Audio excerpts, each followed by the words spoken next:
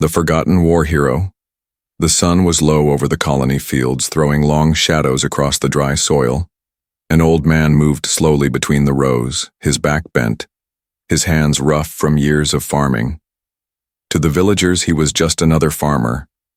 Quiet, tired, and harmless, children ran past him without noticing. Merchants shouted prices in the market, and nobody cared who he was.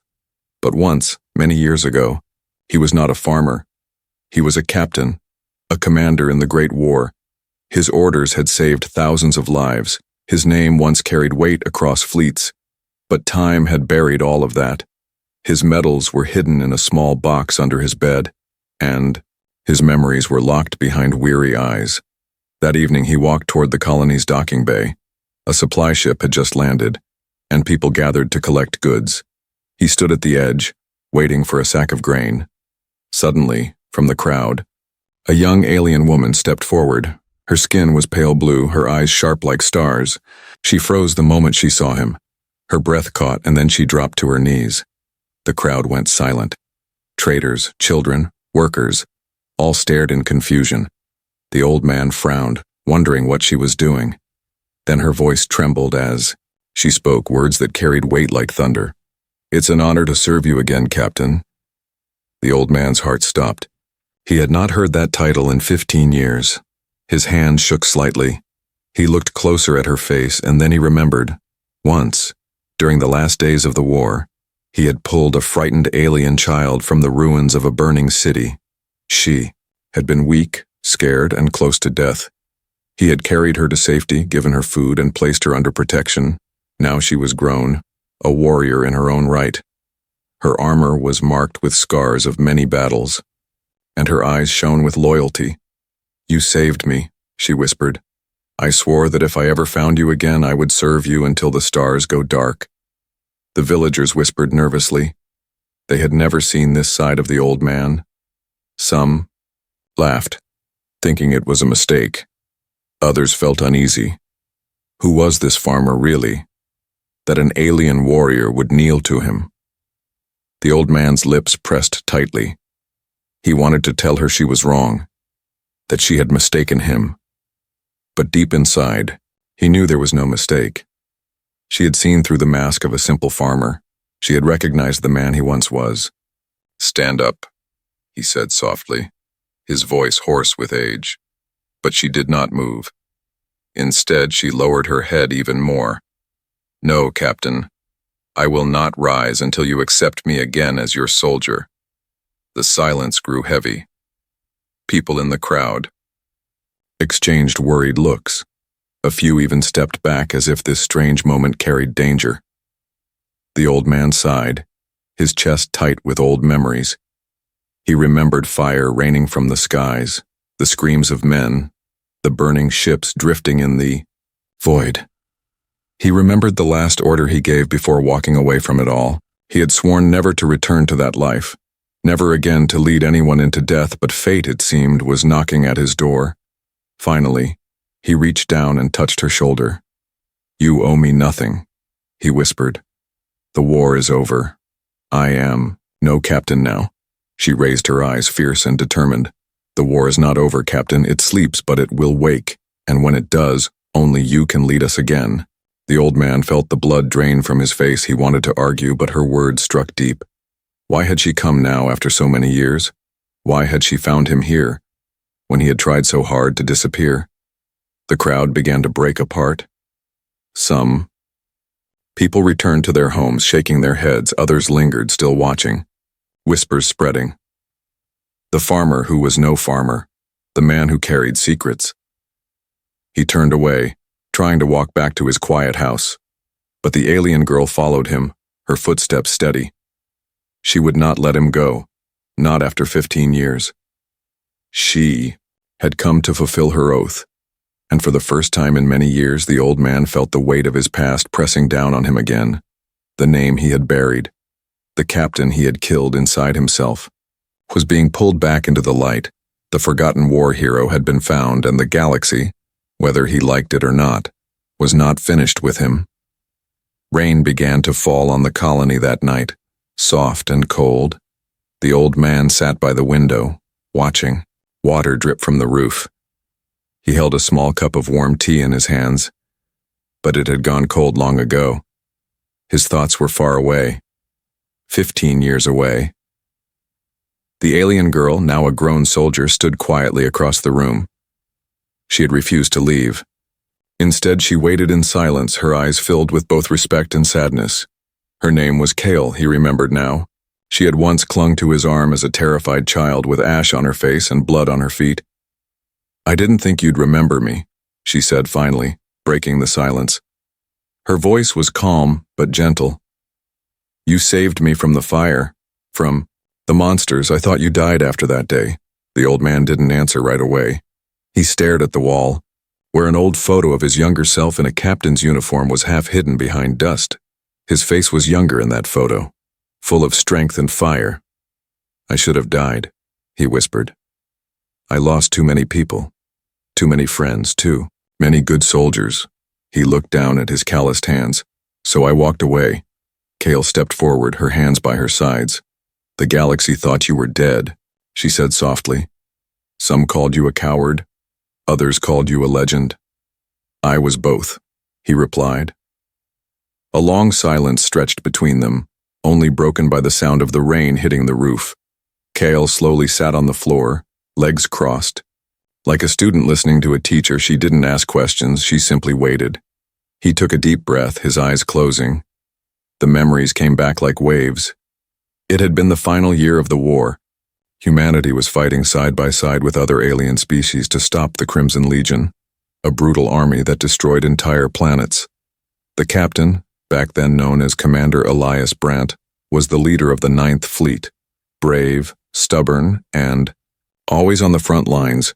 He remembered the Battle of Rethar 9, where they lost half their ships but saved 1 million civilians. He remembered the cry of wounded soldiers, the cold metal floors stained with blood, and the look of fear in young eyes, especially the children. Kale had been one of those children.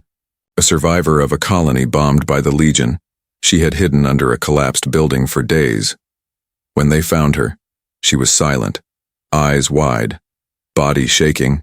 Elias had picked her up himself, ignoring his own wounds. He had wrapped her in his coat and carried her to the ship. He had told her, "You'll live, little one, I promise." And she had held on to that promise. "I was just a scared girl," Kyle said now, her voice softer. "But I remember your voice. You told me I was safe. No one had ever said that to me before." The old man looked at her, a strange feeling building in his chest, guilt and pride mixed together. He had tried to forget the war, to bury the pain, but here it was again, sitting across from him, no longer a child, but a warrior. "I thought I was doing the right thing," he said. "But when peace came, I felt empty. I couldn't go on. I couldn't wear the uniform anymore." Kale nodded slowly. "You gave everything, Captain. You deserved peace, but the galaxy hasn't stayed quiet." He looked up sharply. "What do you mean?" Kale's expression grew serious. "The Crimson Legion is returning. They're not dead. They were hiding, rebuilding, and now they're taking systems again. One by one." The old man's heart pounded. He had feared this. Some nights he had nightmares of the Legion's symbol burning in the stars again. "They've taken the Asterian belt," Kale continued, "and there are whispers that they're targeting Earth next." A bitter silence followed her words. The old man stood slowly, walked to a small cabinet, and opened it. Inside was a box, dusty and forgotten. He pulled it out, opened it, and stared at what lay inside. His old medals, his captain's badge, and a folded piece of paper with names of soldiers who had died under his command. He stared at those names for a long time. Then he looked at Kale. "Why did you come to me?" he asked. "There are other leaders now, younger, stronger." Kale stood too, her voice firm. "Because none of them were you. The Legion fears one, named Captain Brandt. They still tell stories about the man who broke their siege, who sacrificed everything. We need that man again." The room felt heavier, like the past was pulling him in. "I'm not that man anymore," he said quietly. "I'm old, slow, and tired. But your mind is sharp," Kale replied. Your heart is still strong and your people still believe in you, even if you don't believe in yourself. Rain kept falling, but inside the room, something had changed. The past had returned, and with it, a quiet spark. He didn't answer right away, but Kale didn't press him. She simply stood at attention, waiting, loyal as ever. The captain had not returned yet, but the war had, and it would not wait for long. The sun didn't rise clearly the next morning. Instead, dark clouds hovered low over the colony, as if the sky itself knew something was coming. Captain Elias Brandt, though still dressed like a farmer, stood outside his home, silent, watching. The horizon. Kale stood beside him, helmet under her arm, her sharp eyes scanning the skies. Neither of them had slept. The captain hadn't spoken much since Kale told him about the Crimson Legion's return. But deep in his chest he felt it. That old instinct, the one that once helped him survive battles when all odds were against him. They'll hit somewhere. Small first, he said quietly. Test the waters, see if anyone notices. Kale nodded. They already did, she replied. A small outpost on Varela Moon. They wiped out the station, left nothing but scorched metal. No one even reported. It for 3 days. Elias clenched his jaw. That's what they used to do. Make places vanish like they never existed. No survivors, no evidence, just silence. Kale reached into her satchel and handed him a small hollow projector. When he pressed it, a blue light flickered in the air, showing a floating map of nearby star systems. Red blinking dots marked locations that had recently gone dark. Ships that stopped responding. Outposts that stopped sending signals. This pattern, Elias said slowly, pointing at the dots. It's not random. They're circling, drawing closer to this colony. That's what I feared, Kyle replied. They want you. He stared at her. Why me? Because you're the symbol of their defeat, she said. And symbols matter more than weapons. If they kill you, it sends a message. If you stand and fight, it gives the galaxy hope. Elias turned away, walking back toward his old shed. Inside were rusty tools, broken crates, and dust, but also something else. Beneath the floorboards, under a false panel, lay a locked case. He hadn't touched it in years. He opened it slowly, revealing his old sidearm, still marked with the emblem of Earth Command. It felt heavy in his hands, not just from weight, but from memory. Kale watched silently. You don't have to fight alone, she said. I've already contacted others, some of your old crew, some survived. Some have been waiting for this moment. Elias looked up sharply. You spoke to them, she nodded. Yes, and when? I told them you were alive, they didn't hesitate. They're coming here, it won't be an army, but it'll be enough to start something. He placed the pistol on the table. If we stand, we make this place a target. It's already a target, she said. But if we run, we let them control the fear. We let them erase us again. There was silence again, but this time it was different. It wasn't quiet from sorrow or hesitation.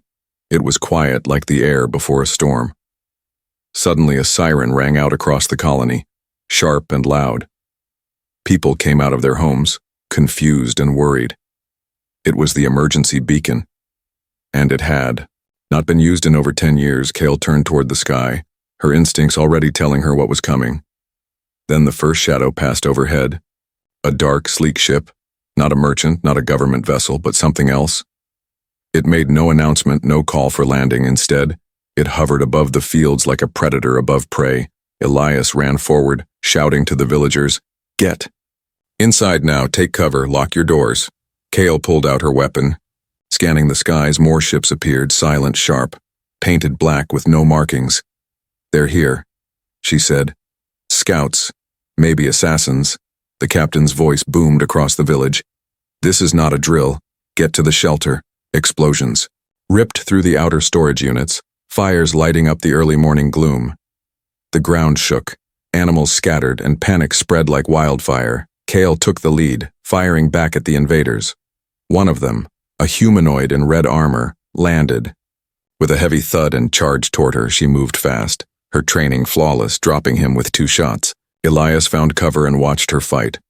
She was no longer that scared little girl. She was a warrior now, and he felt something stirring in his chest. Pride, villagers hid inside underground shelters, doors locked tight.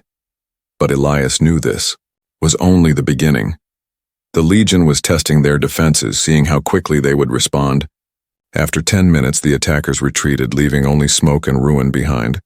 Kyle stood with blood on her armor, breathing hard. "This was just a warning," she said.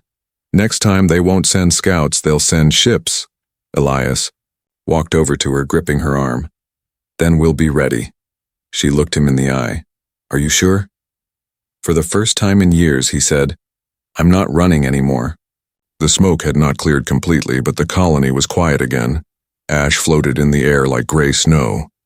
The people who had hidden underground were slowly coming out, their eyes wide with fear and confusion. They had seen a glimpse of war, and it shook them. Captain Elias Brandt stood in the middle of it all, tall despite his age. His back no longer bent like a farmer. His voice, when he gave orders to help the wounded and secure the area, was sharp, commanding. He didn't need a uniform. Everyone now saw who he really was. Kyle stood beside him, armor dented and streaked with black. She had fought like a storm, defending the colony with all she had. She watched Elias in silence, her heart pounding not from fear, but from something else. Hope. That night, the town gathered in the main hall. It was an old building made of stone and metal, usually used for harvest meetings and trade deals. But now every eye in the room was fixed on Elias. He stood at the front, wearing the same clothes he always did, dusty shirt, worn boots, but his presence had changed. "I didn't ask for this," he said, voice calm but strong. "I came here to disappear, to forget what war took from me. But today, it came knocking at my door again." No one spoke. The silence was heavy, filled with fear. "I won't lie to you," he continued. "The Crimson Legion is coming. They don't want our crops, our land, or our trade. They want fear, silence, and submission. And if we don't fight, they'll take everything we've built here." An old man in the back stood up. "We're farmers, Captain, not soldiers." Elias nodded. "So was I, for the last 15 years. But if we stand together, learn fast, and hold the line, we can survive." Murmurs filled the hall. Some nodded, others looked doubtful. Kale stepped forward, her voice clear. "I trained with the best, and I will train you.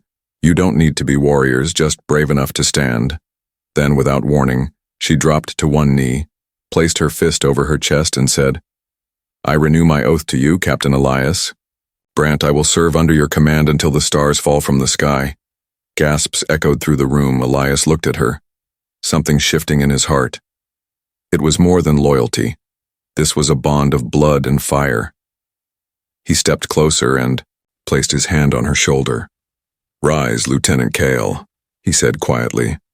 "You are no longer alone." It was the moment everything changed.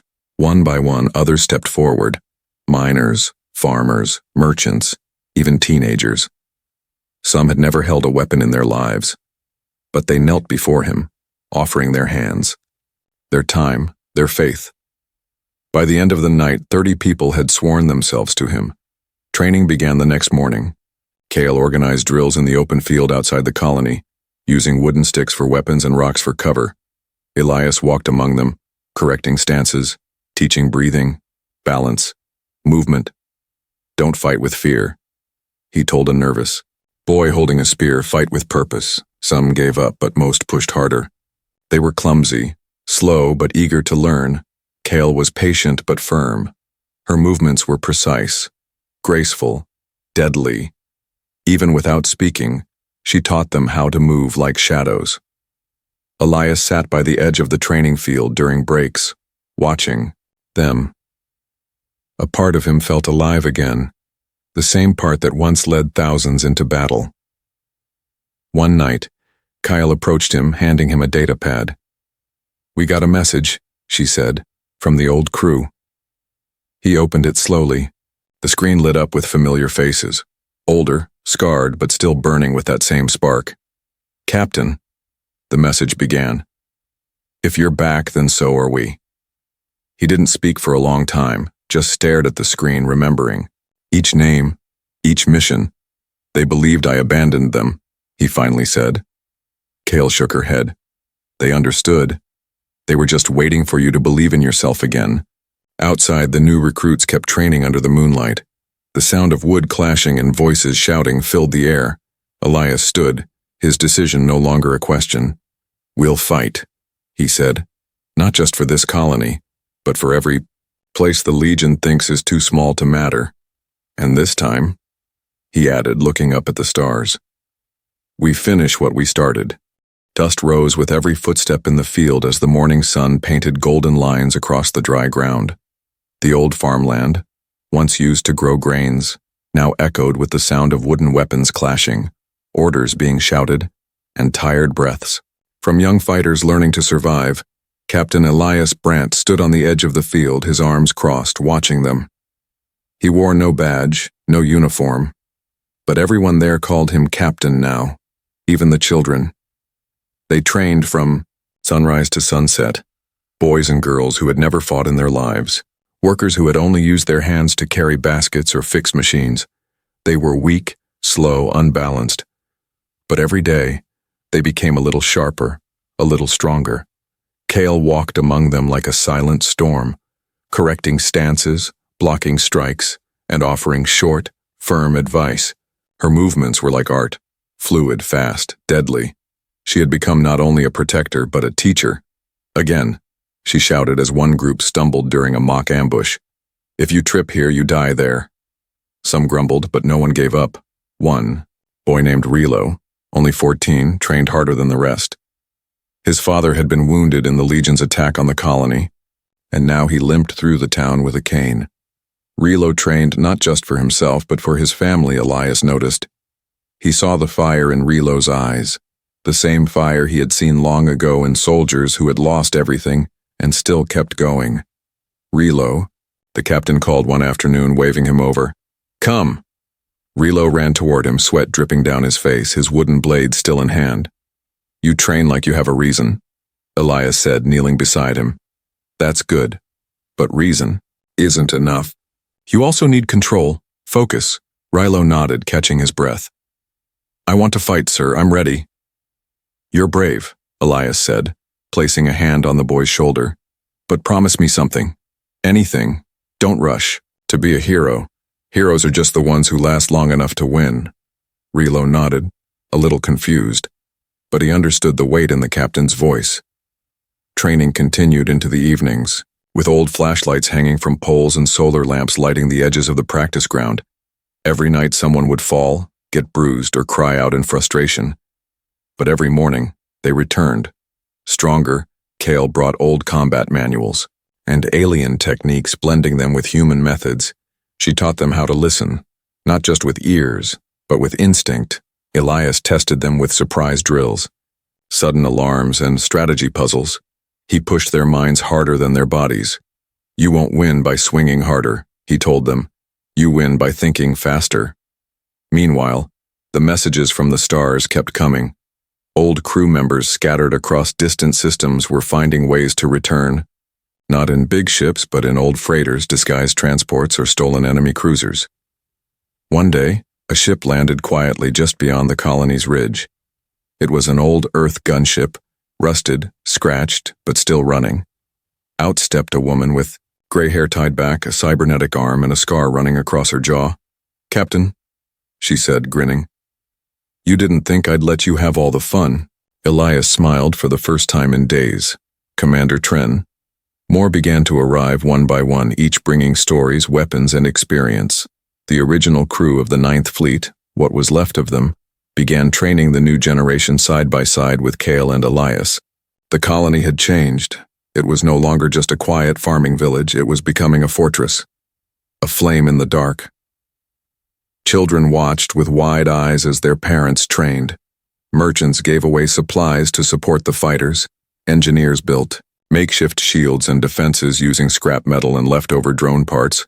Elias stood one night by the edge of the colony, watching the stars. Kale joined him, silent, holding a datapad. They're coming closer, she said, showing red dots moving across the map. We may have a week, maybe less. Elias nodded. Then they'll find us ready.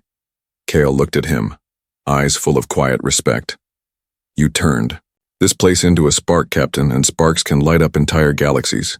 He didn't say anything, but his hand slowly reached up and tapped the old Earth Command badge now pinned to his chest again. It was scratched, worn, but shining under the starlight. Behind them, the sound of training continued. And above them, the sky waited, because war was coming, but so was hope. The stars disappeared behind a wave of black metal. The sky above the colony darkened as if night had come early. But this was no storm, no natural event. It was the Legion. Dozens of warships pierced the atmosphere. Without a sound, their surfaces glowing with crimson light. They moved like hunters, silent, deadly, and sure of victory. On the ground, Captain Elias Brandt stood in the command bunker, looking at the screen in front of him. Red dots filled the radar, like blood, drops spreading across a white map. His eyes didn't blink. They brought more ships than expected. Cale said beside him, her jaw tight. We're outnumbered. Elias didn't look away. We were always going to be outnumbered. The colony had been turned into a fortress over the past week. Makeshift turrets made from scrap. Trenches dug around the perimeter. Hidden mines planted beneath the dusty soil. And most importantly, people ready to fight. Young recruits in armor stood shoulder to shoulder with old veterans of the Ninth Fleet. Children hid safely underground while mothers carried rifles on their backs. It was not a professional army, but it was a family, fighting to protect their home. The first shot came from the sky. A red beam sliced through the air and struck an old storage building, flames bursting out with a deafening roar. Panic trembled through the ground, but Elias raised his voice over the alarms. Hold your positions, he commanded. We fight smart. We fight together. Cale dashed out of the bunker, leading her strike squad to the western wall. Her movements were quick, her voice clear as she gave orders to cover positions. Commander Tren and a group of sharpshooters took high ground on the rocky ridge. Snipers adjusted their scopes, waiting for the enemy to land. Then the enemy came. Drop pods, dozens of them, raining from the sky like burning stars. They hit the ground hard, dust exploding in every direction. Out of each pod stepped Legion soldiers, tall, armored in red and black, faces hidden behind, helmets shaped like skulls. They opened fire, red blasts flashing across the field.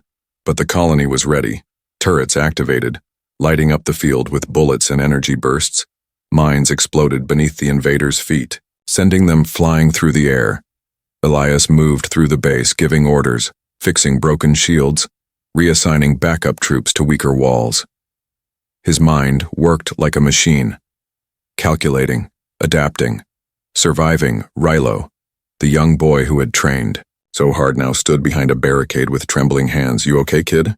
Asked a veteran beside him. Rilo nodded, swallowing fear. Just scared. Good, the man replied. Means you're still human. Cale's squad met the Legion soldiers head-on near the East Trench. Her blade clashed against one of their commanders, sparks flying. She ducked under a blow and countered with precision. Her troops followed her lead, no hesitation, no panic, just purpose. The battle raged for hours. The colony shook with explosions. Smoke covered the sky. But still they held the line. Then, a giant shadow blocked the sun. One of the Legion's command ships descended, larger than anything they'd seen yet. It hovered above the colony, charging a massive energy cannon. Elias stared up, eyes narrowing. That ship will level the entire area. Tren's voice came over the comm.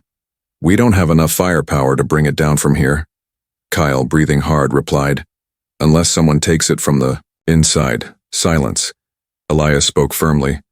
I'll do it. Cale turned sharply. No, Captain. There's no escape from that ship. That's why I'm the one who goes, he said. You all stay here and finish this. They follow me, not you are the future. This is my debt to pay.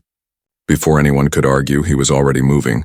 Elias took an old Legion pod that had crash-landed nearby, rewired it with Tren's help, and launched himself into the sky, straight toward the enemy command ship. Cale watched the sky, her fists clenched. Don't die, old man, she whispered. The pod slammed into the enemy hangar. Elias burst out firing, taking out guards with sharp aim and perfect memory. He moved like a ghost, old bones, sharp mind, steady hand. He reached the core, placed the charges, and activated the countdown. Legion soldiers stormed toward him, but he held them off. Outside, the colony watched as the giant ship began to glow from within. Elias pressed a final message to his comm. "Kale, it's your command now, finish this." She didn't answer with words, just a whisper. "Yes, Captain." The command ship exploded in the sky, burning like a second sun. The shockwave shook the earth even as cheers broke through the smoke. The Legion forces hesitated, confused, leaderless. Kale raised her blade and shouted, "Now! Push them!" "Back!" the defenders charged, driving the Legion into retreat. Victory didn't feel like a celebration, it felt like silence. The sky cleared, and the colony still stood, but Elias Brandt was gone, or so they thought. The battle was over. Smoke still curled into the air like fading ghosts. The ground was scorched, the walls of the colony blackened with blast marks. But the people stood tall, tired and bruised, yet alive. The great Legion command ship had fallen. In flames, its wreckage scattered across the horizon like broken bones of a beast. But among the survivors, one face was missing. Captain Elias Brandt. Kale stood near the center of the colony, her armor scratched and her face covered in dust. She held the captain's earth badge in her hand, burned around the edges, but still whole. It had been found near the wreckage, along with the remains of his weapon and coat. The people gathered around her, silent, mourning not just a leader but a legend. Children lit small lights and placed them near the crash site. The new recruits wept openly, some kneeling where he last stood. Rilo, the young boy who had trained so hard, stood with his father, tears rolling down his cheeks. "He didn't have to go," the boy whispered. "But he did. He always did," his father said, placing a hand on his shoulder. "That's why we followed him." Commander Tren stood beside Kale, holding back her own emotion. "He was the last of the old fire," she said quietly. "And now, the fire passes to us." Kyle didn't speak for a long time. She looked up at the stars, the same stars she once feared as a child, now brighter than ever. That night, they held a silent vigil across the colony. No music, no speeches, just quiet remembrance. But the next morning the world changed again. A ship landed at the edge of the colony, not a Legion ship, not one of theirs. It was old, dented but flying the flag of the neutral sectors. From the ship came envoys from nearby systems. They had seen the explosion in the sky, tracked the fallen Legion fleet, and followed the signal. "We thought the colony was gone," one said, "but instead we found warriors." Kale stepped forward, standing as tall as Elias once did. "We defended ourselves," she said, "and we will defend others." The envoys were amazed, not just at the battle, but at who had led it, you mean to say. "Captain Brandt was alive?" one asked in disbelief. Kale nodded. "He didn't just survive, he saved us all." News spread like wildfire. Across the stars, rumors flew. The human captain returned. The forgotten war hero saved a colony. The Crimson Legion defeated by farmers and fighters. And though some doubted the truth, others began to believe again. More ships arrived, traders, refugees, warriors, asking to join the cause, asking where to sign up. But Kale didn't build an army. She built a legacy. She formed a network, trained other colonies, passed on every tactic Elias taught her. His notes, his battle maps, his voice recorded in the comm logs. She kept it all alive. 1 year later, a large memorial stood at the edge of the colony, facing the stars. It was, simple, carved from stone and steel. At its center stood a statue, not of a man in armor, but of a man in old boots, worn coat, and a calm face. Underneath, the words were etched, "Captain Elias Brandt. He left the war, but the war never left him. He fought anyway." Rilo often stood by the statue, now taller and stronger. He had become one of Kale's best scouts. His name known across 3 systems every time he passed the statue. He whispered, "Still training, Captain." Kale, now known across the stars as the Blade of Brandt, continued the mission. She never claimed leadership, never called herself commander. She always said, "I serve the captain, still." And then one night, years later, under a quiet sky, an old man stepped onto the colony landing pad, limping slightly, wearing a long coat. The guards froze, staring in shock. Kale heard the call and came running. Her breath caught as she saw him. Hair whiter, face worn, but eyes the same. "Captain," she whispered, voice trembling. Elias Brandt gave a tired smile. "Didn't expect me, did you?" She stared at him, speechless. "They pulled me from the wreck," he said. "Took time to heal, time to remember who I was." Tears fell silently down Kyle's face. She stepped forward, then dropped to one knee again, just like 15 years ago. "It's an honor to serve you again, Captain," she said, and he replied, voice quiet but unshaken, "Then let's keep going, Lieutenant. There's still work to do."